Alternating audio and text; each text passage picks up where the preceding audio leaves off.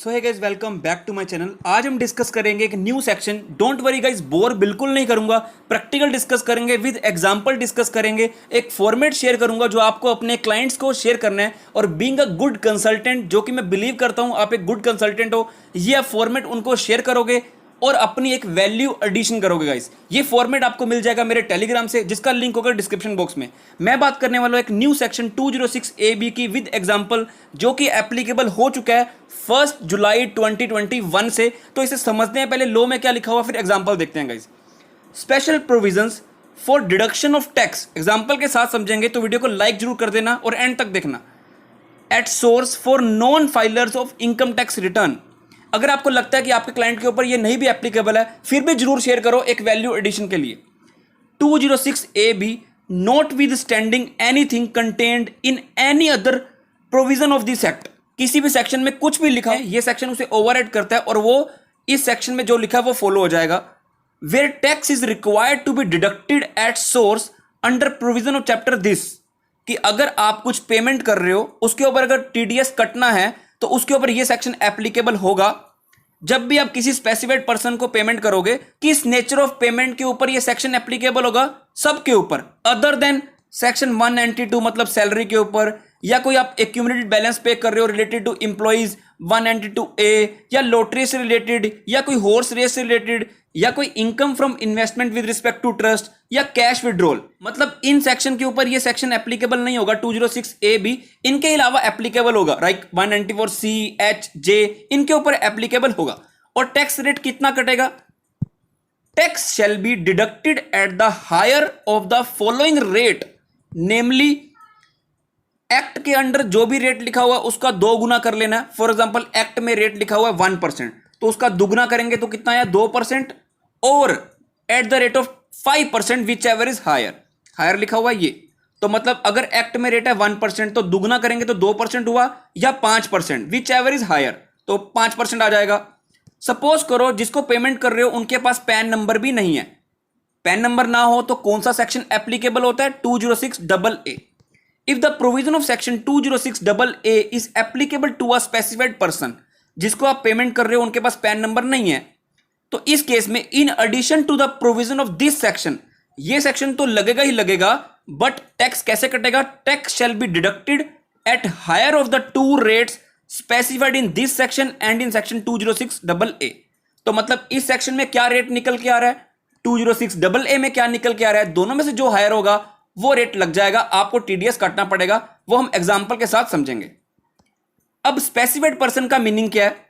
Specified person means a person, ध्यान से समझना, who has not filed the return of income for both of the 2 assessment year relevant to the 2 previous year. ये तो समझ में आ गया, जिन्होंने दोनों साल की ITR फाइल ना की हो। दोनों साल कौन से दोनों साल? immediately prior to the previous year in which tax is required to be deducted। Section कब एप्लीकेबल हो रहा है? 206AB 1 जुलाई 2021 से। तो टैक्स जो भी एप्लीकेबल होगा काटने के लिए 206AB में, वो कब एप्लीकेबल होगा? फाइनेंशियल 21-22। तो इससे पहले 2 साल जिनके लिए टाइम पीरियड एक्सपायर हो चुका है रिटर्न फाइलिंग का अंडर सेक्शन 139(1). कैसे पता लगा ये बात? इन्होंने लिखा कि आपको 2 साल वो देखने हैं for which time limit of filing return of income under sub section 1 of section 139 has expired. मतलब फाइनेंशियल ईयर 18-19, फाइनेंशियल ईयर 19-20, जिन दोनों साल के लिए टाइम लिमिट एक्सपायर हो चुका है अंडर सेक्शन 139(1), वो 2 साल की देखनी है कि क्या ITR फाइल की है या नहीं की है। ठीक है, for which the time limit of filing return of income under section 139 sub section 1 has expired, जिसकी लिमिट एक्सपायर हो चुकी है वो 2 साल देखने हैं।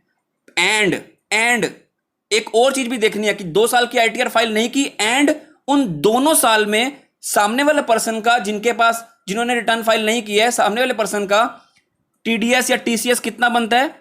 Aggregate of tax deducted at source या tax collected at source in his case is ₹50,000 या उससे ज्यादा in each of this 2 previous year. 2 साल की अगर किसी ने ITR फाइल नहीं की एंड दोनों साल में उनके 50,000 या ज्यादा से टीडीएस कटा था या टीसीएस कलेक्ट किया था। एग्रीगेट ऑफ टैक्स डिडक्टेड या टैक्स कलेक्टेड 50,000 या उससे ज्यादा है इन each of these 2 previous year, तो उस केस में ये सेक्शन एप्लीकेबल हो जाएगा 206 AB। आगे क्या लिखा है, specified person shall not include a non resident who does not have a PE in India. PE means fixed place of business through which the business of the enterprise is wholly or partly carried on. अब guys हम example के साथ discuss करेंगे। हमने देख लिया कि कौन से सेक्शन के ऊपर एप्लीकेबल नहीं होगा, तो बाकी जो सेक्शन बचते हैं उन सब के ऊपर एप्लीकेबल होगा। तो मैंने एग्जांपल के लिए कुछ सेक्शन ले लिए हैं। Section 194C payment to contractor, description है TDS rate for ITR filer. अगर आप आईटीआर फाइल करते हो, और अगर आप टीडीएस रेट क्या होंगे अगर आप नॉन आईटीआर फाइलर हो और आपका मैंने दिखा दिया 50,000 की लिमिट क्रॉस हो रही है पिछले 2 साल में दोनों में, तो उस केस में with effect from 1 July 2021 section 206 AB के बेस में आप क्या रेट लगेंगे, ये लगेंगे।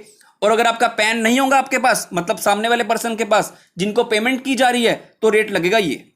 तो समझते हैं 194C, अगर आप पेमेंट करते हो इंडिविजुअल या एचयूएफ को, रेट क्या लगता है 1%, अदर्स को करते हो तो 2%। बट 1 जुलाई के बाद कितना रेट लगेगा, अगर आपके जो सप्लायर हैं वो नॉन आईटीआर फाइलर हैं तो कितना लगेगा, पहले दुगना करो, 1% का दुगना करो, कितना बना 2% या 5%, विच एवर इज हायर, तो क्या आया 5%। बट अगर सामने वाले के पास पैन नंबर नहीं होगा तो रेट क्या लगेगा 20%। ऐसे ही इस केस में 2% का दुगना मतलब 4% या 5%, विच एवर इज हायर, तो 5% लग जाएगा, बट पैन नहीं है तो 20%। ऐसे कमीशन एंड ब्रोकरेज के केस में आईटीआर फाइलर्स हैं तो 5%, बट अगर आईटीआर फाइलर नहीं है तो 10%, बट अगर पैन नहीं है तो 20%।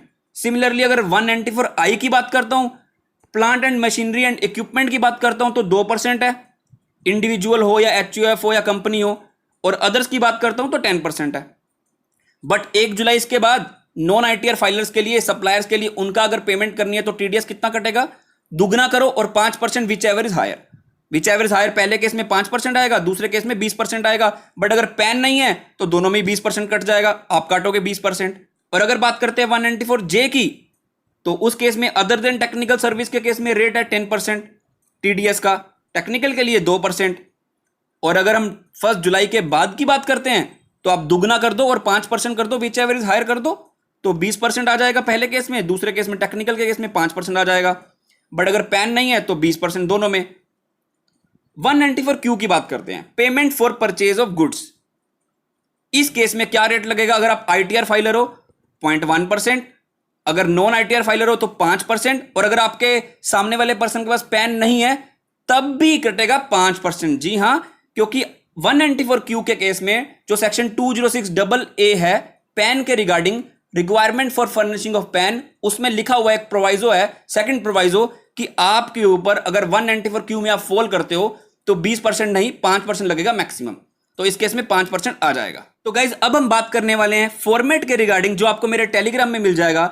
ये आपको क्या करना है, आपके अपने क्लाइंट को मेल करनी है। ऊपर डेट लिखेंगे, टू लिखेंगे टू द टैक्सेशन डिपार्टमेंट, फिर आ जाएगा आपके क्लाइंट का नाम, एड्रेस आएगा, सब्जेक्ट में आपका आ जाएगा communication on section 206AB, confirmation of income tax return filing for the purpose of tax deduction at source. उनका नाम आ जाएगा, कंपनी का नाम आ जाएगा, यहां पर हमने सेक्शन की रिक्वायरमेंट लिख दी है, और ये भी लिख दिया अगर आपका पैन नंबर नॉन लिंक हो चुका है आधार के केस में तो आपका टीडीएस कितने परसेंट कटेगा, 206AA के केस में 20%। यहां पे लिख दिया कि आप आईटीआर की एक्नॉलेजमेंट बता दो, वो अपना पैन नंबर लिखेंगे, टैन नंबर लिखेंगे, जीएसटीएन लिखेंगे। ये कौन लिखेगा, आपका जो क्लाइंट होगा वो फॉर्मेट देगा अपने वेंडर्स को, वेंडर जो होंगे वो अपने बारे में बताएंगे, अपना एक्नॉलेजमेंट नंबर देंगे कि हाँ हमने आईटीआर फाइल कर दी है। देखो आईटीआर मैंने कौन सी लिखी है, फाइनेंशियल ईयर 18-19, उसका आईटीआर फाइलिंग की date, acknowledgement number, certified copy लगा देंगे। ऐसे ही 1920, 18-19 आएगा, 1920 आएगा, 20-21 अभी नहीं आएगा क्योंकि जिसकी टाइम पीरियड एक्सपायर हो चुका है 139(1) में वही आएंगे सेक्शन। नीचे लिख दिया कि we further state that the above confirmation is true and correct and in case of any incorrect declaration we agree to indemnify the company. मतलब सप्लायर बोल रहे हैं आपके क्लाइंट को कि हम आपको पे करेंगे अगर शॉर्टफॉल कोई होता है, हमने आईटीआर फाइल नहीं की हो, आपको बताया नहीं, तो कुछ को कल को कुछ अगर लाइबिलिटी आती है तो हम आपको इंडेमनीफाई करेंगे, पे करेंगे। नीचे आ जाएगा उनका नाम, वेंडर की कंपनी का। तो वीडियो में कुछ भी चला तो लाइक करना, आगे शेयर करना। Till then thank you very much, have a nice day, bye.